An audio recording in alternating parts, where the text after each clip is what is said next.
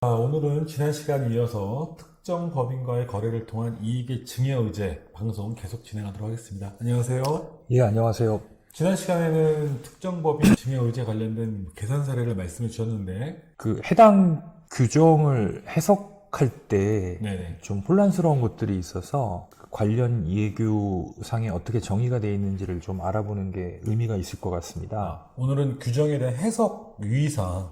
네, 그렇습니다. 예, 그래서 우리가 이제 그때 특정 법인의 주주인 자녀가 증여의제로 보는 금액이 1억 원이다. 이렇게 말씀을 드렸죠. 그러면 이런 게 문제될 수 있어요. 지난번에 증여의제 대상이 되는 거래 유형이 4가지가 있다고 말씀드렸습니다. 예, 재산과 영역의 무상증여, 현저한 고가 저가 거래, 그 다음에 채무를 면제, 인수 또는 변제해주는 경우, 그 다음에 시가보다 낮은 저가로 현물 출자하는 경우, 그 다음에 금전을 무상 또는 적정 이자율보다 낮은 이자율로 대여하는 경우. 네, 맞습니다. 그러면 이 각각의 거래가 특정 시기에 동시에 일어났다. 그러면은 그거를 다 합산해서 1억이냐, 아니면 개별 거래별로 1억이냐, 어느 거 같으세요? 동일한 유형이 아닐 경우에는 1억 원은 별도로 판단한다고 돼 있습니다. 그래서 다양한 이와 유사한 거래들이 있잖아요. 네. 그러면 그 유사한 거래가 이 동일한 유형의 거래인지 여부는 판단을 개별적으로 해봐야 됩니다. 그거 유념하셔야 되는 부분 말씀드려야 될 것 같아요. 두 번째, 증여자가 특정 법인의 주주인 경우, 예를 들어 부의 회사의 부의 지분이 10%예요. 그런데 이제 특정 법인에도 지분이 부가 10%가 있어요. 이런 경우에는 이게 일종의 자기증여라는 거잖아요. 자기가 자기한테 증여하는 거잖아요. 네. 이런 경우에는 증여가 성립되지 않습니다. 그래서 특정 법인의 이익을 준 자가 동시에 특정 법인의 지배주주인 경우 자기 증여분에 대해서는 증여세가 과세되지 않는다. 내 거 내가 가져간다. 그렇습니다. 그래서 이제 특정 법인을 설립할 때 이제 예를 들어서 부의 지분을 넣을지 말지는 이런 고민을 하셔야 되겠죠. 순수하게 특정 법인과의 거래를 통해서 부의 이전이 주 목적이라면 부의 지분을 넣을 필요는 없을 거고요. 반면에 그 법인이 목적 사업을 영위하는 페이퍼 컴퍼니가 아니라 실질적인 목적 사업을 영위하는 거라면 실질적으로 부의 지분이 일부 있어야만 이게 사업 활동이 가능할 수 있는 구조가 있을 수도 있겠죠. 그런 경우에는 이제 세금도 좋지만 해당 특정 법인이 실질적으로 사업을 영위해야 되는 거기 때문에 부의 지분이 일정 부분 들어갈 수도 있겠죠. 자, 다음은 이제 특정 법인에 출자하는 주주가 법인인 경우 직접 보유 비율도 있지만 법인에 간접 출자하고 있는 간접 보유 비율도 포함시켜서 적용을 한다. 네. 라는 개념 이해를 하실 필요가 있습니다. 네. 이게 무슨 얘기냐면 자녀가 특정 법인의 직접 주주가 아니에요. B라는 법인의 대주주입니다. 그리고 B라는 법인이 특정 법인의 법인 주주예요. 네. 이런 경우 이제 간접 보유하고 있는 거잖아요. 예를 들어서 여기 60% 보유하고 있고 여기도 60% 보유하고 있다. 그러면 60%에 60%니까 36%를 보유하고 있는 거죠. 네네네. 그럼 30% 이상이면 아까 뭐라고 했죠? 특정 지배주주에 해당이 된다고 말씀드렸잖아요. 네, 그래서 지배주주. 그렇죠. 예. 그러니까 직접 30% 이상을 보유하거나 간접 보유하고 있더라도 그 비율이 30%가 넘어가게 되면 지배주주 해당이 된다. 이렇게 볼 수 있습니다. 네.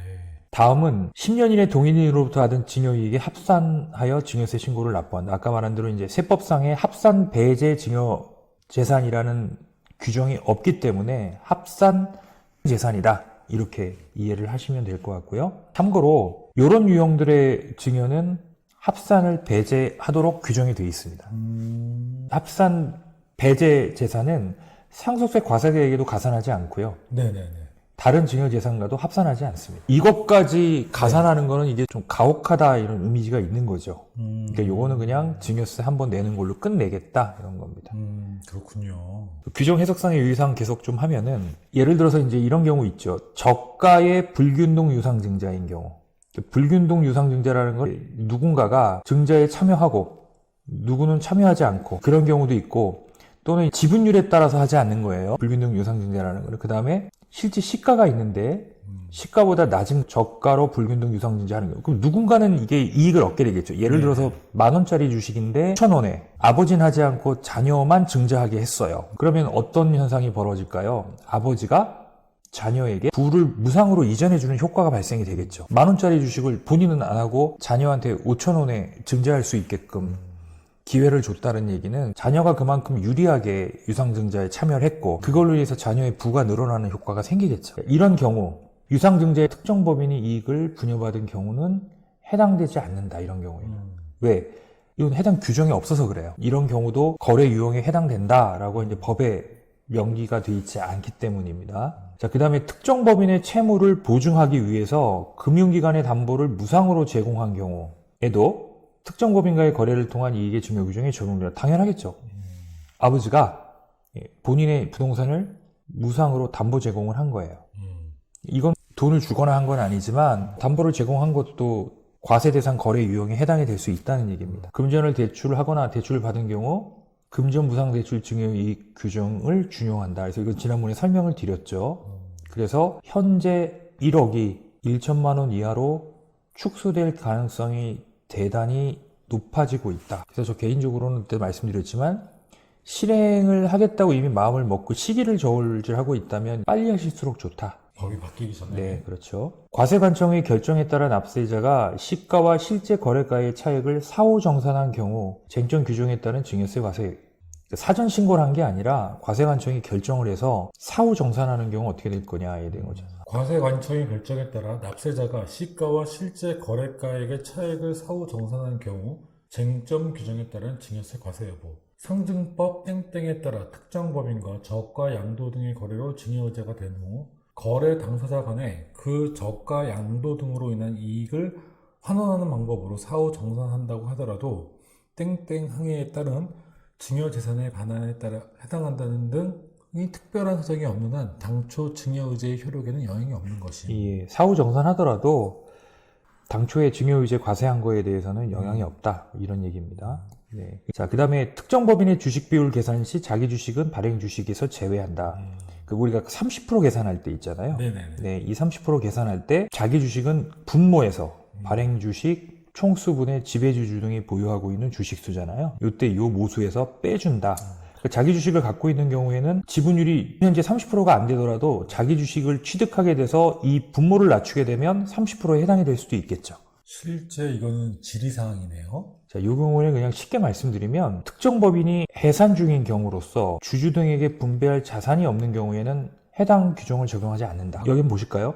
특정 법인 및 지배주주의 특수관계 법인의 주주 내역은 다음과 같으며 을 법인으로부터 배당 재원을 차입하여 주주들에게 50억 원을 배당함. 폐업 청산을 하고 있으며 채무 면제받기 전후 모두 주식평가는 제로임. 특정 법인이 폐업을 계획하고 있는 경우 지배주주와 특수관계 법인으로 채무를 면제받는다면 특정 법인과의 거래를 통해 의제가 과세되는지 여부. 과세되지 않는다. 재산이 없으니까. 네, 그렇습니다. 네. 특정 법인에 대한 증여 의제 한도는 현재 1억 원입니다. 이는 개인의 경우 무상대여 이자 인정 금액인 1천만 원보다 무려 10배가 높습니다. 특정 법인을 통해 절세를 고민하시는 대표님은 되도록 빨리 실행하시는 것이 좋습니다. 기억해 주세요.